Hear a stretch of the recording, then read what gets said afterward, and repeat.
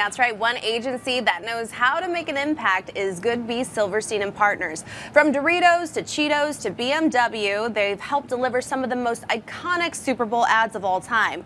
Now to talk more about this year's big game and the evolving landscape of Super Bowl advertising is Margaret Johnson. She's the Chief Creative Officer at GSNP. It's great to have you, Margaret. Thanks for having me back. It's great to have you here at the Exchange. Now, you're in New York City. You've made a few announcements this week. You are going to be working again with Mountain Dew. They're going to be running a Super Bowl ad as well as Doritos. Talk to me about everything that goes into creating a successful Super Bowl ad. Well, there's two main things that we try to do. One is to make sure that it's a super simple idea. People are at parties, they're drinking, there's a lot of distractions, so heavy dialogue is something that you kind of try to avoid in this case. We also try to keep it funny, Yeah. It's the Super Bowl. People want something entertaining, they're there to have fun. I think for lesser known brands, a lot of times innovation is a great way to just hack the Super Bowl and really cut through. Reddit did that a couple of years ago. They took out a 5-second ad, which I don't think had ever been done before on the Super Bowl, and it just looked like a Reddit post. And I think people were so shocked because it was just so different from everything else, right? I was going to ask you that. So what sets a truly remarkable Super Bowl ad apart from everything else that's out there? I mean, there are some massive competitors out there, some really big heavy hitters that are buying these spots during Super Bowl. So what makes an ad stand out? I think great storytelling, right? Yeah. People are there to be entertained. It's the one time a year when people are actually leaning in and wanting to follow all the commercials that they're going to see on the game. So it has to be entertaining. It has to have a great story arc, a great beginning, middle, and most importantly, it has to have a fantastic end. And I do want to talk to you about the implementation of AI, Gen AI, how you're seeing these brands and these companies integrate this technology into the whole user experience when it comes to the advertisements during Super Bowl. Yeah, it's funny, just as an agency, we've been using AI in our Super Bowl spots since 2020. Wow. We first used it for a Cool Ranch Doritos spot.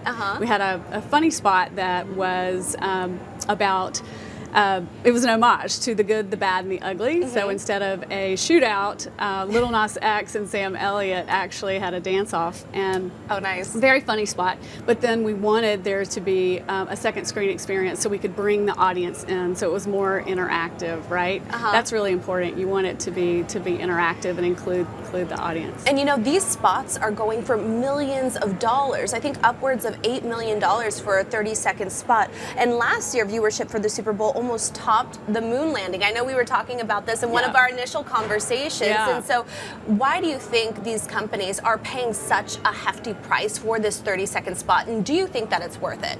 Well, it's interesting because a lot of people are asking that. Like, is it worth it? It can cost from $7 to $8 million for 30 seconds on the Super Bowl. But we have to remember that it's still the largest collective viewing experience that we have in the United States.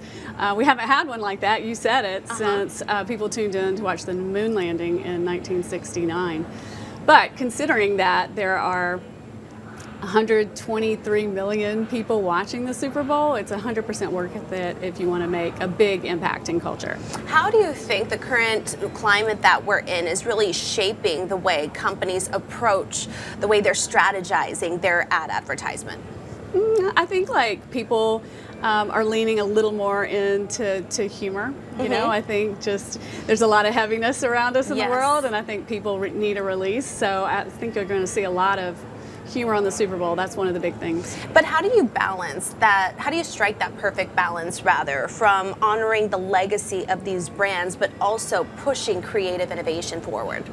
One of the brands that immediately comes to mind is Budweiser, right? Yeah. We all have those brands. We're like, oh gosh, I wonder what their commercial is going to be this year, and Budweiser is one of them. We all look forward to the Clydesdales and what's going to happen with the Clydesdales during the Super Bowl. So that's a legacy brand that I really admire because they're true to their DNA. They're true to who they are. As far as creativity and really knocking it out of the park there, I think it's a great opportunity for brands that are more challenger brands, right? Ones who really need to punch above their weight. A few years ago, one of our clients is Sam Adams, and we saw an opportunity because Budweiser wasn't going to be on the Super Bowl.